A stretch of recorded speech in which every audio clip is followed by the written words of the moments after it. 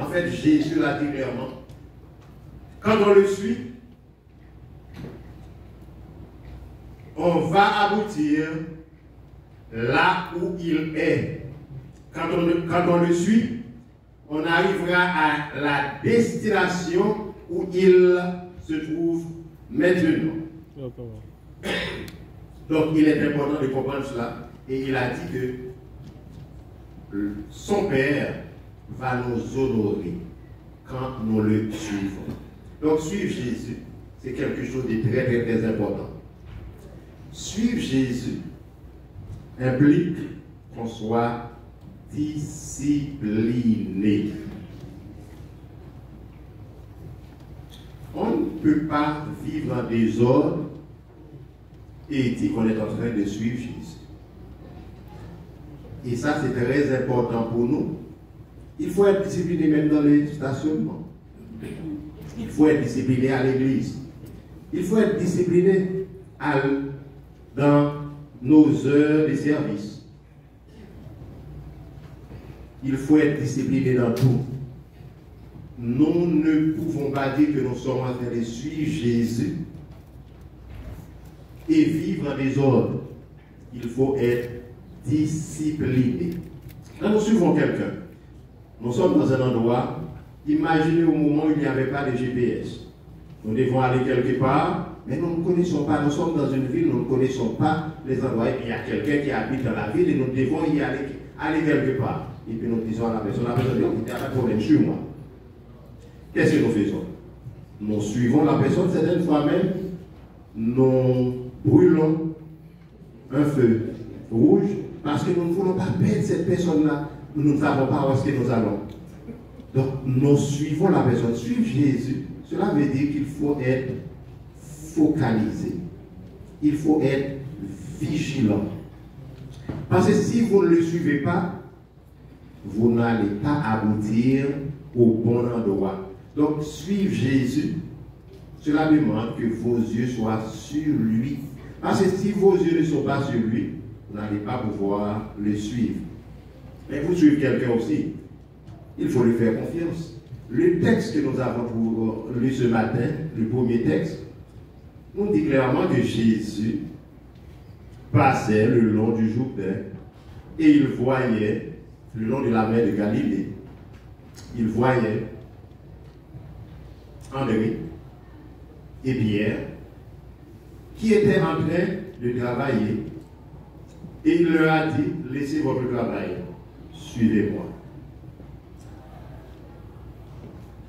Vous comprenez que quand vous regardez dans la liste des disciples habituellement, Jésus invite les gens à le suivre alors qu'ils étaient en train de travailler. Jésus aurait pu trouver beaucoup d'autres personnes qui ne faisaient rien. Jésus n'invite pas les paresseux. Il invite des gens qui sont déjà occupés à les suivre parce que c'est très très très important. Une personne qui ne fait rien, qui ne veut rien faire, n'est pas un bon candidat pour suivre Jésus. Une personne qui ne veut rien faire. Ce n'est pas une personne qui cherche du travail, qui ne trouve pas du travail. Mais une personne qui ne veut pas travailler, qui ne veut rien faire, ce n'est pas un bon candidat parce que Jésus veut faire de vous quelqu'un qui va être au service des autres. Mais si vous ne faites rien maintenant, vous ne serez pas une bonne personne pour être au service des autres. Donc Jésus a demandé à Pierre, à André et Pierre, de le suivre. Mais ils étaient en train de travailler. Et Jésus ne leur a pas dit, voulez-vous me suivre? Je vous suggère de me suivre. Je souhaite que vous me suiviez. Non. Suivez-moi et je vous ferai pêcheurs d'humains. Mais le texte nous dit clairement, ils ont laissé leur filet et ils ont suivi Jésus. C'était la deuxième fois que Jésus les avait rencontrés. La première fois, Jésus avait dit à Pierre, quand André, son frère, lui avait amené à Jésus, Jésus avait dit à Pierre, tu es Simon, bon, tu es Céphas, fils de Simon. Ton nom va être Pierre. Et puis, la deuxième fois, Jésus de lui dire, non seulement à lui, mais à son frère aussi, suivez-moi, et je vous ferai pêcheurs d'humains. Quand on suit Jésus, il faut lui faire confiance. Parce que si quelqu'un me trouve en train de travailler, et puis la personne me dit, laisse ton travail, suivez-moi. Je vais regarder cette personne-là, je vais lui dire, je ne comprends pas. Vous me demandez de laisser mon travail et de vous suivre. C'est seulement pour la deuxième fois qu'on se rencontre. Alors, qu'est-ce que je vais faire pour donner à manger à ma famille? Où est-ce que vous allez? Je ne sais même pas où est-ce que vous allez et vous me demandez de vous suivre. Pour suivre quelqu'un, habituellement, il faut connaître la personne ou il faut faire confiance à cette personne.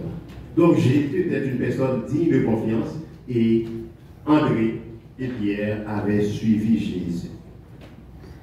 Suivre Jésus. Donc, qu'est-ce qui résulte quand on suit Jésus?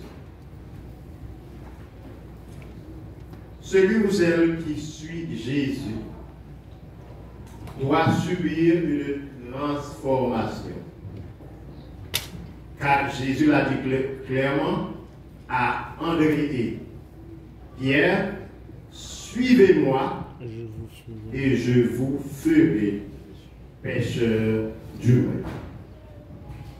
Ceux et celles qui acceptent l'invitation de Jésus seront transformés. La transformation n'est pas instantanée. Elle n'est pas immédiate. Elle est plutôt progressive. Ça fait longtemps depuis que nous marchons avec le Seigneur. Certains d'entre nous ont été transformés. Mais il y a encore de la transformation à faire chez nous. Ça fait longtemps que nous marchons avec le Seigneur. Mais il nous arrive encore d'avoir un petit défaut ici et un petit défaut là. Et pourtant, Dieu a fait du chemin.